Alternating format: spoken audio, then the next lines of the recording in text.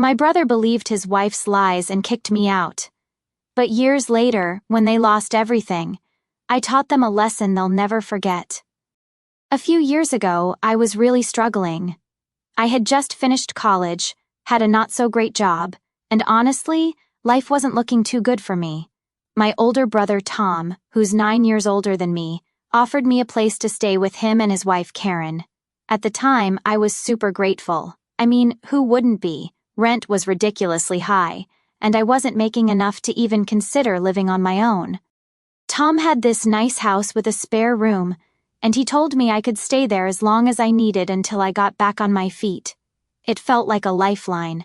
So, I moved in with them. It wasn't a permanent solution, but I was trying to get myself together, you know? I didn't want to be a burden or anything, so I made sure I helped out around the house as much as possible. I did the cooking, cleaning, ran errands, all that stuff. I wasn't contributing much financially at first because I could barely afford my own groceries, but I pitched in whenever I could. Like, if I had some extra cash, I'd buy groceries for the house or take care of the little things they needed. I thought it was going pretty well at first. Everything seemed fine. Karen was nice enough, and Tom and I have always been close, so it felt like I was in a safe place. Karen and I weren't best friends or anything, but I didn't think there was any problem between us. She never really said much, just kind of kept to herself, but I didn't take it personally. She was pregnant at the time, so I figured she just had her own stuff going on. But after about 6 months, things started getting weird, like subtle stuff at first. Karen would make these little comments like, "Oh, when the baby comes, we're going to need a lot more space," or, "I wonder if we should start thinking about how to turn the guest room into a nursery." You know, hints like that. I kind of got the vibe that she wanted me gone, but Tom kept reassuring me, saying, "Don't worry about it, you can stay as long as you need." I believed him because, well, he's my brother. Why would I think otherwise, right? Then the comments got less subtle. Karen started complaining more openly, saying things like, "It's going to be really hard having a newborn and a third person in the house." I wasn't trying to overstay my welcome, but at the same time, I didn't have anywhere else to go just yet. I had finally gotten a decent job by this point, but it wasn't like I had enough saved up to just pack my bags and leave right away. One day, things really started to shift. I remember it clear as day. Karen was sitting in the living room, and I was in the kitchen cleaning up after dinner. Tom wasn't home yet, and Karen just starts talking to me out of nowhere. She tells me that she's uncomfortable with me living there, that it's affecting her peace of mind, and how she doesn't feel safe with some of the people I hang out with. I was like, "What people?" Because I barely went out, and when I did, it was usually with CO workers or old friends from college. Karen goes, "You know, I heard from Tom that some of your friends are involved in stuff like drugs, and I don't want that around my baby." I couldn't believe what I was hearing. I'm not even close to anyone involved in that kind of crap, and I told her that, but she just shrugged like she knew something I didn't. I remember feeling like my stomach dropped because it was so out of left field, but I figured she was just stressed out with the pregnancy and all. I tried to brush it off, but things didn't stop there. After that conversation, Karen got colder. She'd give me these looks like I was in her way and barely spoke to me unless it was to drop more passive-aggressive hints about me leaving. I knew something was off, but I didn't want to believe that she'd straight up make things up about me. I mean, it's my brother's wife. What reason would she have to lie? Well, fast forward a couple of weeks, and Tom starts acting distant too. It's not like him, so I asked him one night if everything was okay, and he just said, "Karen's been really stressed lately." He didn't bring up anything specific, but the vibe was off. Like it felt like he was hiding something, but I didn't push him on it. So when Karen started acting a bit more distant, I didn't think much of it. I figured she just needed space or was going through her own stuff. But then she started making these comments, little things that in hindsight were probably meant to push me out without actually saying it outright. Like, she'd mention how small the house felt all of a sudden, or how she needed more room for the baby stuff. There was one time she even joked, "Maybe you'll be moving out before the baby comes, right?" And then laughed it off like it was no big deal. I remember laughing with her, but deep down I was like, wait, is she serious? It wasn't just the comments, though. She started avoiding me more. If I was in the living room, she'd go upstairs or into another room. I tried to make conversation, ask her about the pregnancy, if she needed anything, and she just brushed me off. I was starting to feel like a ghost in the house. The weird part was that Tom never seemed to notice.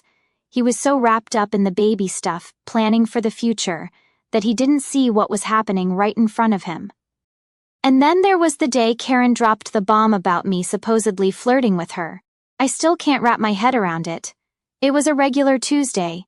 Tom was at work and I had the day off, so I figured I'd do some cleaning around the house. Help out since I was staying there for free. Karen was sitting in the living room just scrolling through her phone, not really paying attention to anything. I was in the kitchen wiping down the counters when she suddenly called out, "Can I talk to you for a second?" I walked over, thinking she needed help with something, but the look on her face was just weird. She didn't seem upset, but there was something off about her expression, like she was about to drop some serious news on me. "So, she started fiddling with her phone. "I've noticed that I don't know how to say this, but you've been acting kind of flirty with me." I literally froze. I didn't even know what to say at first because it was so out of left field. Like, what? Me flirting with her? I laughed, thinking she was joking. "Wait, what? Flirty with you? That's crazy, Karen." But she wasn't laughing, she just stared at me, dead serious. "No, I'm not kidding, Tom mentioned it to me too. He said he noticed it a while back." That's when the pit in my stomach dropped. Tom noticed it? What the hell was she even talking about? I had never, and I mean never, thought of Karen that way. She was my brother's wife, for crying out loud. The idea of flirting with her was insane. "Karen, I don't know what you're talking about," I said, trying to stay calm. I wouldn't, that's not," but she cut me off. "Look, I'm just telling you what I feel, and honestly, it's making me uncomfortable. I don't think it's a good idea for you to be here anymore, especially with the baby coming." I felt like the room was spinning. I didn't know how to respond. How do you defend yourself against something that never even happened? I wanted to scream, but I just stood there, completely blindsided. "Tom said that?" I finally managed to ask. She nodded, but something about the way she did it felt off, like she wasn't telling the whole story. But I didn't know what part of it was missing. The rest of that conversation is kind of a blur. Karen kept talking about how it's not personal and it's just for the safety of the family, but all I heard was that she wanted me gone. The whole flirting thing was complete BS, but I didn't know how to prove it, and the fact that she claimed Tom noticed it too, that hurt the most. My own brother thought I was hitting on his wife. It didn't make any sense.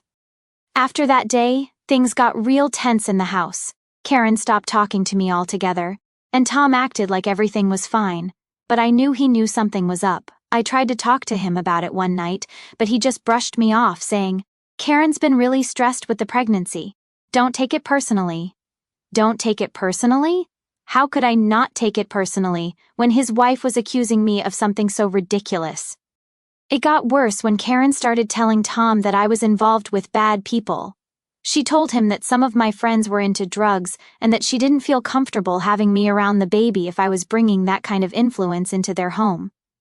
I barely even had friends over. I didn't have a social life because I was working and saving up to move out. But somehow, Karen had convinced Tom that I was hanging out with sketchy people. I don't know if Tom actually believed her, or if he just didn't want to deal with the drama, but he started acting weird around me too. He'd come home from work and barely say a word to me, like I wasn't even there. It was obvious Karen had gotten into his head, but every time I tried to bring it up, he'd shut me down. "Just give Karen some space," he'd say. "She's going through a lot right now."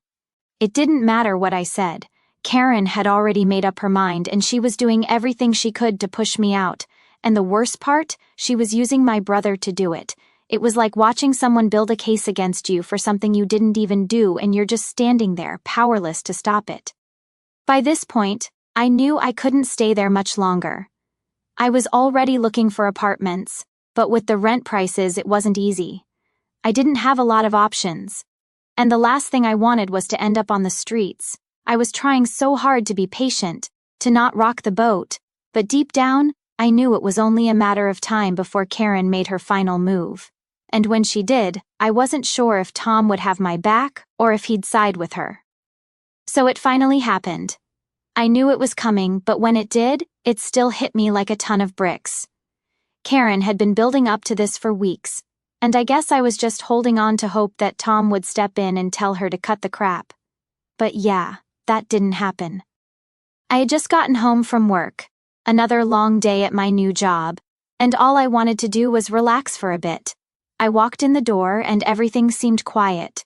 Too quiet, actually. The kind of quiet that makes you feel like something's off, but you can't put your finger on it right away.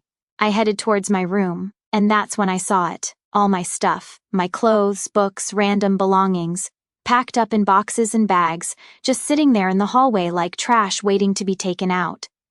I stopped in my tracks. My heart started racing, and for a second, I thought maybe there was some mistake. Maybe Karen was doing some weird cleaning thing, or, I don't know, maybe Tom was rearranging stuff. But deep down, I knew that wasn't it. This wasn't some misunderstanding. I walked into the living room, and there was Tom sitting on the couch with his head in his hands. He didn't look at me at first, didn't say anything either, just sat there in this awkward silence. Karen was nowhere to be found, of course, leaving him to do the dirty work. "What's going on?" I asked, trying to keep my voice steady, though I could feel my anger bubbling up. Tom sighed, finally looking up at me with this guilty expression, like he was a little kid who got caught doing something wrong. "Karen, she thinks it's time for you to move out," he said. His voice was so quiet, like he was ashamed of even saying it.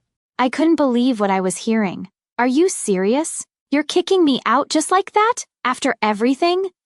He didn't even try to defend himself. He just nodded, looking at the floor. "It's not like that," he mumbled. "It's just... Karen's stressed with the pregnancy, and she feels uncomfortable with you being here, with everything going on." Everything going on? What did that even mean? I hadn't done anything wrong. I hadn't caused any problems.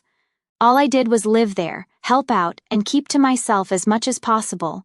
And now I was being thrown out because Karen felt uncomfortable? It was such BS, and Tom knew it too. But he wasn't going to stand up to her. I could see that clearly now. "So that's it? You're just throwing me out on the street?" I asked, my voice shaking with frustration. "Over some lies Karen's been feeding you? I've done nothing but help around here, Tom. You know that." Tom stood up, running a hand through his hair, still avoiding eye contact. "I'm not throwing you on the street," he said. "I'll help you find a place. We can cover your security deposit, maybe even the first month's rent. It's not like we're abandoning you." Not abandoning me? It felt like the exact opposite. I wasn't asking for money. I was asking for some respect. For my own brother to have my back instead of just rolling over because his wife wanted me gone. Karen said I was flirting with her, Tom. She said I was hanging out with bad people. "You really believe that?" I asked, desperate for some kind of acknowledgement that he knew the truth. He didn't answer right away, and that silence told me everything I needed to know. He either believed her or he was too scared to disagree with her. Either way, I was screwed. "Look," he finally said. "Karen's been really stressed, and with the baby coming, we just need a little more peace in the house. You've been great, and I appreciate everything you've done, but this is what's best for everyone." What's best for everyone? What about what's best for me? I wanted to scream, but I knew it wouldn't make a difference. Karen had made up her mind, and Tom wasn't going to fight her on it. I was being pushed out, and there was nothing I could do to change it. I stood there for a second, trying to process it all. Part of me wanted to just storm out and never look back, but I had nowhere else to go. I didn't have savings for a new place yet, and I definitely didn't have any family I could turn to. At least not after this. Tom was the only one I thought I could count on, and now that bridge was burning right in front of me. "Do I have to be out by when?" I asked, my voice flat and defeated. Tom shifted uncomfortably. "Karen was hoping by the end of the week," he said, almost like he was ashamed to even say it. The end of the week? That was 4 days away. 4 freaking days to find somewhere to live, pack up my life, and figure out how to survive on my own. "Right," I muttered, shaking my head. "Thanks for the heads up, I guess." I turned around, heading back to the hallway where all my stuff was piled up. I could feel Tom watching me, but I didn't bother looking back at him. What was the point? He wasn't going to change his mind, and even if he wanted to, Karen wouldn't let him. I started picking up the boxes, dragging them back into my room, trying to figure out what the hell I was going to do next. I spent the next few days frantically searching for apartments, reaching out to anyone I could think of who might be able to let me crash for a while. It wasn't easy. Rent was high, and I didn't have enough saved up yet to afford anything decent. I kept thinking maybe Tom would come to his senses. Maybe he'd talk to Karen and realize how unfair this whole situation was. But every time I saw them together, it was clear that wasn't happening. Karen avoided me completely, barely even acknowledging my existence, and Tom, he was acting like this was all perfectly normal. By the time Friday rolled around, I still hadn't found a place. I was packing the last of my things into boxes, trying not to cry, when Tom knocked on the door.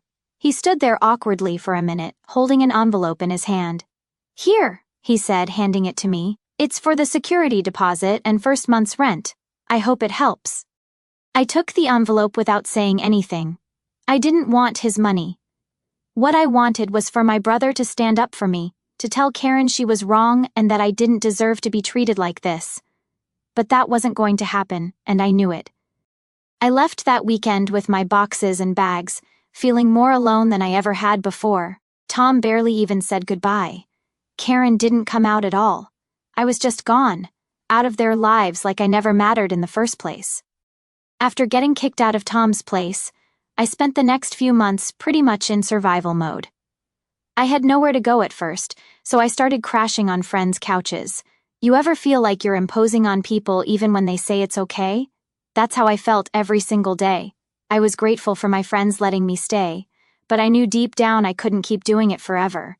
I was just a guest, and they had their own lives to live. The hardest part was pretending everything was fine when it wasn't. I didn't want to keep bringing up what happened with Tom and Karen. I didn't want people to think I was bitter or stuck on it. But truthfully, I couldn't stop thinking about it. It's not like I could just forget that my own brother tossed me out like I was nothing. But whenever someone asked how I was doing, I just smiled and said, "I'm figuring things out," like it wasn't killing me inside. Couch surfing was rough. I couldn't settle anywhere, and I was constantly moving around with all my stuff in bags and boxes. There's something weird about living out of boxes for that long. You feel like you're always on the edge of being thrown out again. I'd pack everything up every time I left for work, just in case. It's like I didn't trust that I'd be welcomed back. It messes with your head, living like that. I'll admit, things weren't great for a while. My job was okay, but it didn't pay enough for me to get my own place right away. I was trying to save, but you know how it goes. Every time I thought I was making progress, something would come up that wiped out my savings: car trouble, bills, groceries. It felt like I was stuck just treading water and trying not to drown. I thought about calling Tom a few times, asking him for help, but then I'd remember how things ended and how easily he let Karen push me out. I couldn't go back to him. I couldn't go back to them. The fact that he never even checked on me after I left, that said everything. I wasn't important to him anymore. I was just another problem Karen solved. It's funny, though. You'd think getting thrown out by my own family would have broken me, but somehow it just made me more determined. I decided I wasn't going to rely on anyone else anymore. I was done with people letting me down, done with feeling like I owed anyone for a roof over my head. If I was going to get back on my feet, I was going to do it myself. So I started working harder, picking up extra hours at my job whenever I could. I cut back on everything: no new clothes, no going out, nothing that wasn't necessary. It was tough, but after a few months I had enough saved up to finally get my own place. It wasn't anything fancy, just a small one-room studio apartment on the edge of town, but it was mine. No more bouncing from place to place, no more relying on anyone else. I finally had a place to call my own, and it felt like a weight had been lifted off my shoulders. I remember the first night in my new apartment. I didn't have much, just a mattress on the floor and a couple of boxes of stuff, but it felt like freedom. It was quiet, and for the first time in what felt like forever, I didn't have to worry about being kicked out. I didn't have to walk on eggshells or tiptoe around anyone's moods. It was just me, and that was enough. Even though I was proud of myself for getting back on my feet, it didn't take away the hurt. I still thought about Tom and Karen all the time. I thought about how easily they tossed me out when they didn't need me anymore, how Karen's lies about me flirting with her and hanging out with sketchy people were enough to convince Tom to kick me out without even giving me a chance to defend myself. It still stung, even if I was doing better. What made it worse was that no one in my family reached out. Not my parents, not my other siblings. It was like I didn't exist anymore. I guess Tom told everyone his side of the story and I wasn't part of the picture they cared about. My parents always had this thing about keeping the peace, and I'm sure they thought it was easier to let Tom and Karen do whatever they wanted rather than confront them about what happened. But it still hurt, you know? It felt like I'd been erased from their lives just like that. I focused on moving forward, though. I didn't have time to sit around feeling sorry for myself. I had bills to pay, and the rent wasn't going to take care of itself. So I kept working, kept grinding, and slowly things started looking up. I got a promotion at work that helped with my finances. I started decorating my little apartment, making it feel like home. It wasn't perfect, but it was mine, and I was proud of how far I'd come. One thing I learned during all this was that you can't depend on anyone else to fix your life.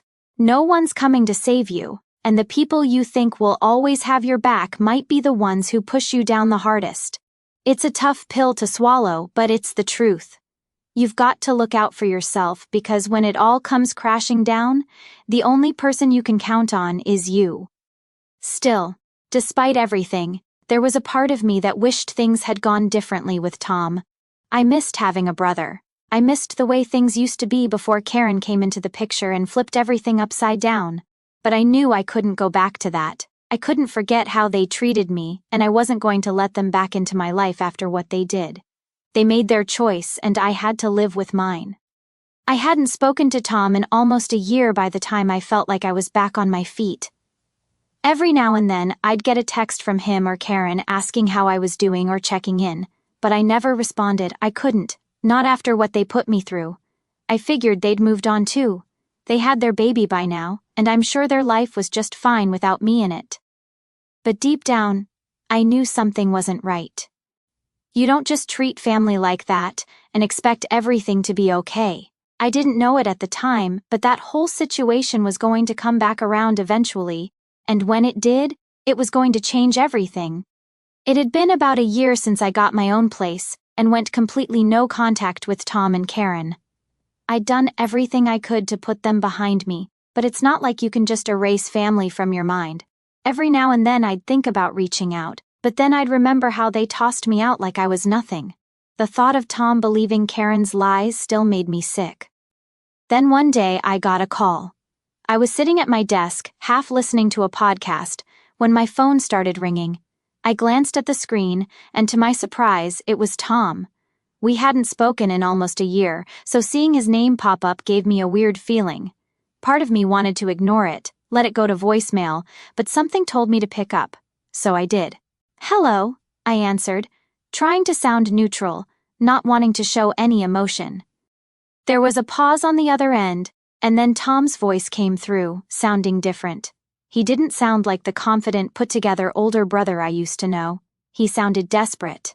"Hey," he said, "it's me." "Yeah, I knew it was him," I replied, not wanting to make this easy for him. Tom hesitated, then sighed. "Look, I'm just going to cut to the chase. We need help. Karen and we're losing the house. The business went under and we're getting evicted. We've got nowhere else to go." I could feel my heart rate pick up. I hadn't heard from Tom in over a year, and now he was calling because he needed something? After everything they put me through? It was almost laughable.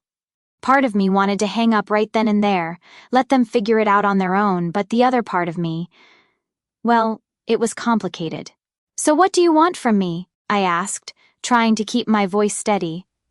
"We were hoping—" He paused, like he didn't even believe what he was about to say. "We were hoping you'd let us stay with you, just for a few months until we get back on our feet." I couldn't believe what I was hearing. My mind raced back to that day coming home to find all my stuff packed in the hallway, the way Tom just stood there while Karen lied about me flirting with her. And now they wanted to stay with me? In my apartment? I let out a short laugh, more out of disbelief than anything. "You've got to be kidding me," I said.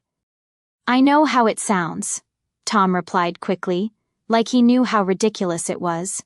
"But we've got 2 kids now, we don't have anywhere else to go. Please, we wouldn't ask if it wasn't an emergency." An emergency? So now I was supposed to forget everything and help them because they were in trouble? Where was that energy when I needed a place to stay? When Karen was throwing me out over lies, and Tom just stood by and let it happen? "Tom, I don't know what to tell you," I said, keeping my voice steady. "You kicked me out when I needed help. Remember that?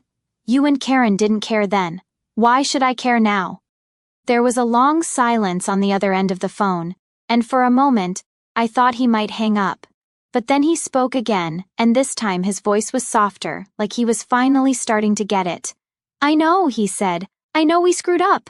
Karen, she was wrong. I was wrong for not standing up for you. I should have never let that happen. I should have had your back." Hearing him admit that gave me a weird mix of satisfaction and anger. It was the apology I had been waiting for, but it also felt too late, like it didn't matter anymore. The damage was already done. What good was an apology now, after all this time? "I needed you, Tom," I said, my voice starting to crack. "I needed my brother, and you let her lie about me. You let her make me out to be some kind of freak, like I was flirting with her. You believed her over me." "I know," he whispered. "I'm sorry. I really am. But right now we're desperate. We don't have anyone else to turn to. I'm asking you as your brother. Please, can we stay with you?" I sat there, the phone pressed to my ear, trying to figure out what to say. A part of me wanted to tell him to shove it, to let him deal with the consequences of his choices, but another part of me, maybe the part that still cared about family despite everything, was torn. I'd been through hell when they kicked me out, but did that mean I had to kick them when they were down too? Was it my responsibility to be the bigger person here? "I need some time to think about it," I finally said, my voice tight. "I understand," Tom replied, sounding relieved that I hadn't slammed the door in his face just yet. "Take as much time as you need. I'm really sorry for everything, and I hope you can find it in your heart to forgive me." After we hung up, I just sat there for a while, staring at my phone. Part of me wanted to laugh at the irony of the situation. They threw me out without a second thought, and now they were begging me for a place to stay. It felt like some kind of twisted karmic joke, but the truth was, I didn't know what to do. I didn't want to be that person who holds grudges forever, but at the same time, I didn't want to be walked all over again. If I let them stay, would it just be another situation where they take advantage of me? Or would this be the moment where we all finally grew up and moved past what happened? I thought about it for days. My phone kept buzzing with texts from Tom, reminding me that they didn't have much time left before they had to move out of their house. My parents even got involved, sending me guilt-trippy messages about how family sticks together and how I should let bygones be bygones. But it wasn't that simple. Family sticking together only works when both sides actually give a damn about each other, and for a long time, it felt like I was the only one who cared. I sat with the phone in my hand, staring at it like it was going to give me some kind of magical answer. After days of thinking about it, I had finally called Tom back. He didn't pick up right away, so I left him a message telling him I had made my decision and that he could call me back whenever he got the chance. Part of me felt like a huge weight had been lifted, but the other part was just anxious, like whatever was going to happen next would either be a huge mess or something that changed everything between us for good. I wasn't sure which way it was going to go, but I had to stick with my choice. About an hour later, Tom called me back. His voice sounded tense, like he had been holding his breath since I left the message. "So, what's your decision?" he asked, not even bothering with small talk. I took a deep breath. "Look, Tom, I thought about it a lot," I started, trying to keep calm even though it felt like my heart was going to pound out of my chest. "And I can't let you and Karen stay with me. There was silence on the other end, like he wasn't sure he heard me right. "Wait, what? You're serious?" he finally said, sounding more shocked than angry. "After everything?" I shot back, feeling my voice get sharper. "You mean after you kicked me out of your house with no warning based on lies Karen made up? You threw me out, Tom. I had nowhere to go. So yeah, I'm serious." I could hear him breathing on the other end, like he was trying to figure out how to respond without blowing up. "I told you I was sorry for that. We were under a lot of stress. Karen was pregnant and things were just complicated." "Complicated?" I repeated, my frustration boiling over. "You believed lies about me flirting with your wife and hanging out with drug dealers. You didn't even give me a chance to defend myself. And now, because things are bad for you, I'm supposed to just forget about all that?" "I'm not asking you to forget," Tom said, his voice more desperate now. "I'm asking you to help us. We've got kids now. This isn't just about me or Karen. We're your family." I felt a pang of guilt at that, but I wasn't going to back down. Not after everything I'd been through. "Family? You weren't thinking about family when you threw me out. You weren't thinking about family when you let Karen lie about me. I had to figure it out on my own, Tom. Now it's your turn." There was another long pause. I could hear the frustration in his breathing again, but this time he didn't argue. He knew I was right. "Look," I continued, softening just a little.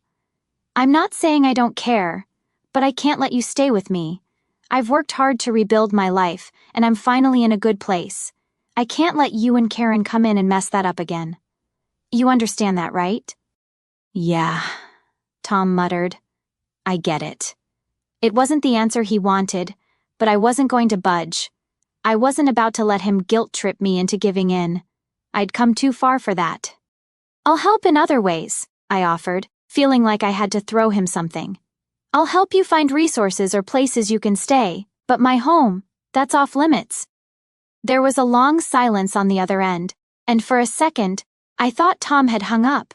But then he sighed, long and deep, like he was finally accepting it. "Okay," he said, his voice quieter now. "I understand. I'm not happy about it, but I understand." I let out a breath I didn't even realize I was holding. It wasn't easy telling my own brother no, but I had to protect myself first. If I let him and Karen back into my life like that, I knew things would just end up the same as before, and I couldn't handle that again. "I really do hope things get better for you guys," I said, trying to end the conversation on a less tense note. "I'm sorry things are so hard right now." "Yeah, me too," Tom muttered. "Thanks for whatever help you can give." We said our awkward goodbyes, and that was that. I hung up the phone and just sat there for a minute, processing everything. I had said no. For once in my life I had stood up for myself against my own family, and it felt weird. Part of me was proud, but another part was sad. I didn't like the idea of being estranged from Tom forever, but I knew this was the right thing to do. I had to draw the line somewhere. Over the next few days, I kept thinking about that conversation, replaying it in my head. I wasn't sure if Tom was mad at me or if he really understood where I was coming from, but I knew one thing for sure. I wasn't going to let myself be guilted into something I wasn't comfortable with. My parents, of course, found out about the whole thing and tried to jump in with their family sticks-together routine. They couldn't believe I said no, even after I explained everything that had happened with Tom and Karen. It's like they just didn't want to see the bigger picture. "You should have helped them," my mom told me during one of our phone calls. "They're struggling, and you've always been the one to help. This isn't like you." That last part stung a bit. Maybe it wasn't like me, but maybe that was the point. I'd always been the one to bend over backward for family, no matter how they treated me. But that's exactly why I had to say no this time. I wasn't the same person I was before. I had grown, learned to set boundaries, and this was one of them. "I'm sorry, Mom," I said, trying to stay calm. "But I've got to put myself first for once. Tom and Karen can figure it out." My parents didn't really get it, but that didn't surprise me. They weren't the ones who had been kicked out and left to fend for themselves. They weren't the ones who had to rebuild everything from scratch. I was, and I wasn't going to let anyone make me feel bad for protecting what I'd worked so hard to build. After that, things went quiet for a while. I didn't hear much from Tom or Karen, which was fine with me. They had their own problems to deal with, and I had mine. I helped them find a shelter that could take them in for a while, and that was the last I heard about it. No more desperate calls, no more guilt-tripping texts, and for the first time in a long time, I felt free.